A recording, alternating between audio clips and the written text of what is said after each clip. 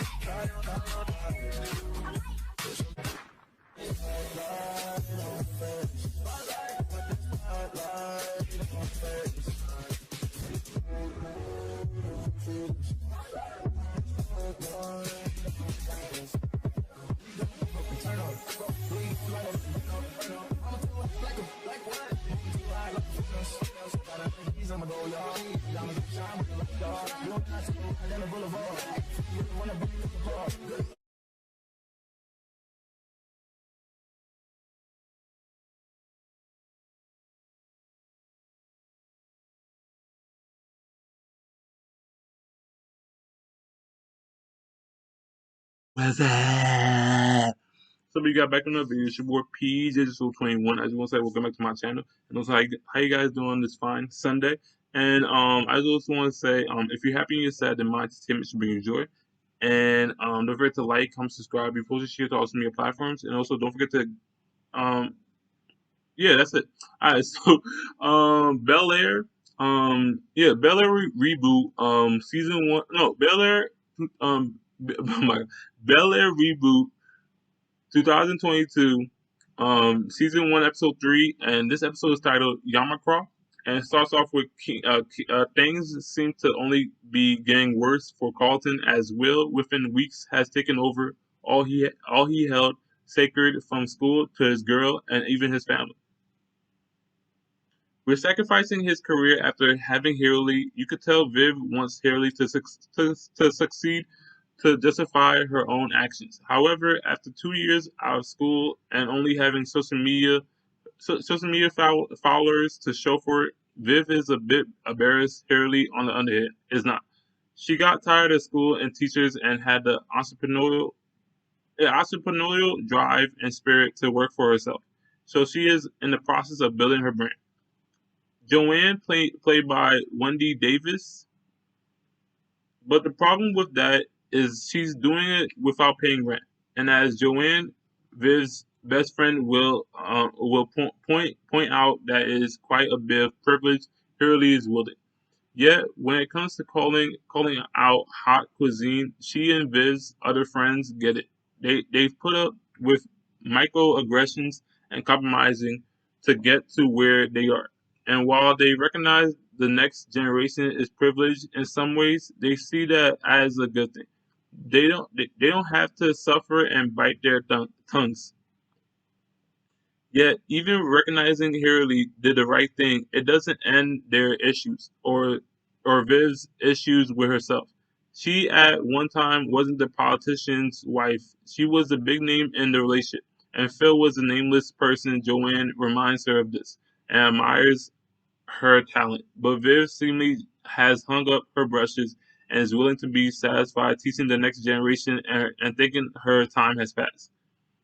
Connor playing drugs on Will isn't appreciated by Carlton, and he knows if this blows up, Connor's privilege and money will shield him.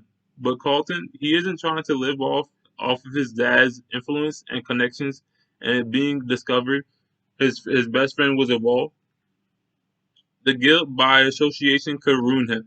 Luckily, when Viv and Phil roll up on the school and give the principal the business for not doing a proper investigation, ultimately Will is seen as innocent, and what they may have caught Connor doing is swept under the rug. Now is Will happy about this? No. However, he is advised to let it go, and seems he is willing to he's willing to for now.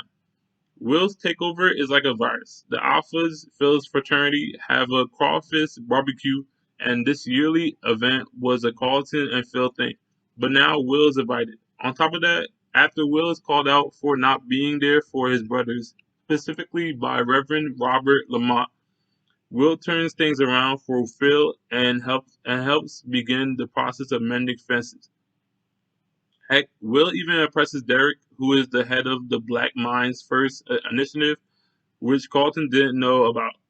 So rather than focus on oppressing him or even helping as he should have with tables and chairs, he focused on the former head and thus potentially blew opportunity. Meanwhile, Will did what he was told and is now in a better position with nearly all the alphas. He was even joining with some of the young dudes, not just the OGs, and really made a name for himself. Robert Lamont, played by Ben Kane, Derek, played by Ahmad Douglas, I think. Yeah. But what perhaps tipped things over with was Will and Carlton having a game the same night, and no one showed up for Carlton's. Everyone went to Will's basketball game, including Hilly, despite it meaning her being in her mother's presence and trading barbs. So Carlton flips out on the lacrosse field, snorts a line of Xanax drugs after he is ejected from the game. And when he sees Will become the big time hero by scoring the game winning shot, he knows it is over. That threat Will presented at the end of episode 2 will likely will fulfill his promise. That's if Rashad, who sees a news article about Will's game winning shot, doesn't come to Bel Air and ends Will's life. So some questions left unanswered in Bel Air, season 1, episode 3, Yamacraw. What caused the initial influx of anxiety for Carlton? Where was Ashley during that basketball game? Was she hanging out with Jeffrey? Am I the only one who think Rashad would go after Vi to get to Will? What exactly about having Hillary put a stop to Viv's career? I get being a mom changes things, but was it her support system or lack of opportunity that led her to feeling the need to change her life? Considering the way Joanne talked to Jeffrey, did they have something going on at one time? So some highlights. Let's be fair. The reason a lot of shows release multiple episodes at once is that they know one episode may not be enough. Such is the case with Aunt Viv. They cannot establish her as a wife, mom, individual while focusing on Will Carlton, Phil, and Hurley too. 5 lead actors may not seem like a whole lot to handle in an hour with no commercials, but they are facing expectations from people ready to criticize yet another reboot of a classic program. But I think as of this episode, Viv finally got to show herself as more than Phil's wife and someone's mom and aunt. In that principal's office, the way she came at that man was the Jeanette Hubert on Viv. However, what really impressed us is the way that this episode finally coerced us to see this Aunt Viv as a unique take on the character. Yet, yes, she can be like the replacement Aunt Viv and be a bit more chill and cool with being someone's support. Also, as this episode showed, she can get in people's asses and bring the fear of Jesus into them. However, that allows this Aunt Viv to step into her own is her complicated relationship with Hurley alongside her having friends who makes it clear that Aunt Viv had a life before we met her. There was a time she was the breadwinner and notable half of her relationship. Aunt Viv at the time was a big name artist And because of having a child, so it seems she allowed things to shift. Also, based on Jeffrey and Phil's conversations, I think it is worth adding that the shift hasn't been easy and has caused some wear and tear on Viv's relationship with Phil. So, as much as there are some growing pains involved, we think people will eventually come to like potentially love this new Viv. By no means is Carlton the saint, yet you do have to recognize this fall from grace and prominence isn't gradual. From what it seems is quick, hard, and the writers have sculpted it in a way that less so feels like a punishment for not accepting will, and more so being a punishment for not being will.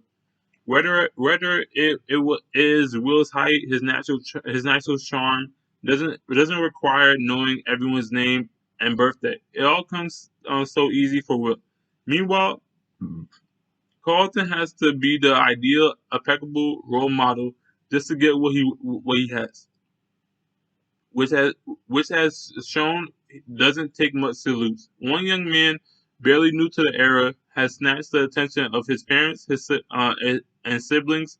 The ex he isn't over, and even the star power which came from being a jock. Never mind the captain of a school sports team.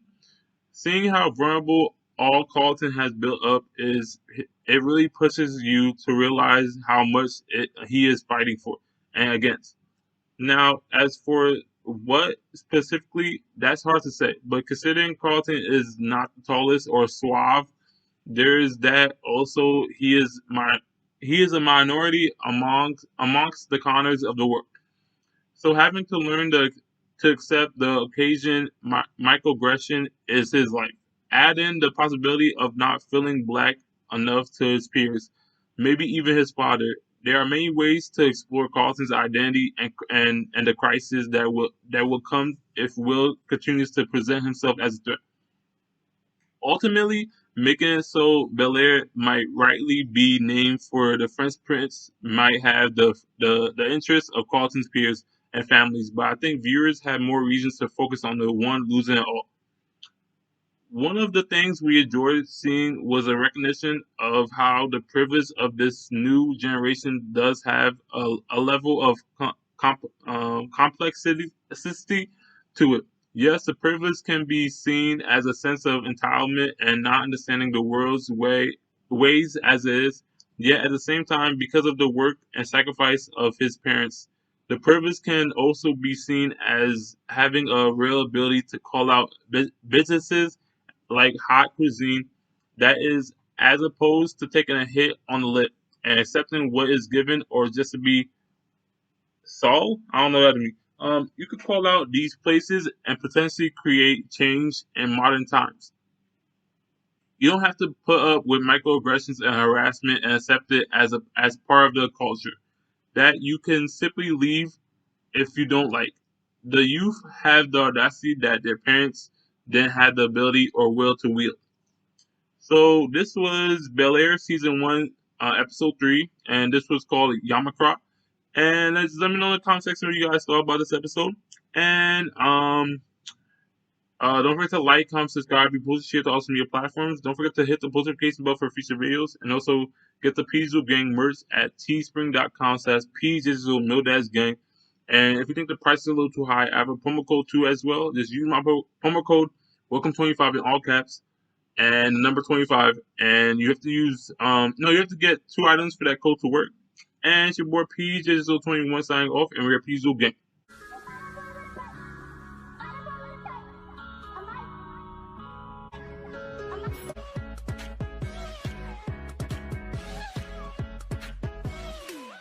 Do you slide on, slide on, try on, put some slide, whatever comes, do you slide on,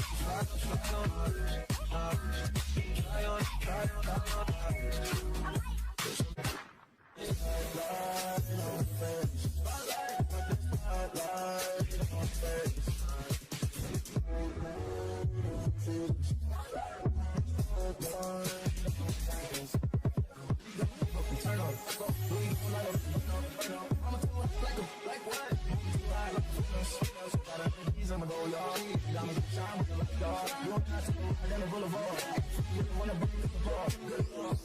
Bitches, we keep on coming while we running for your juice. Steady gunning, keep on busting at the boots.